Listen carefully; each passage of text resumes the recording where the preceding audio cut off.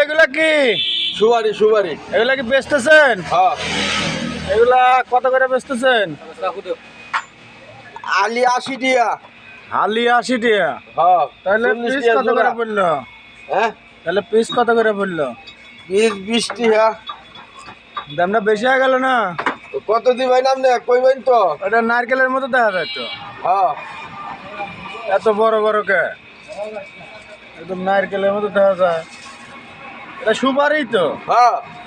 ওইরকম নারকেলের মতো দেখা যায় কে?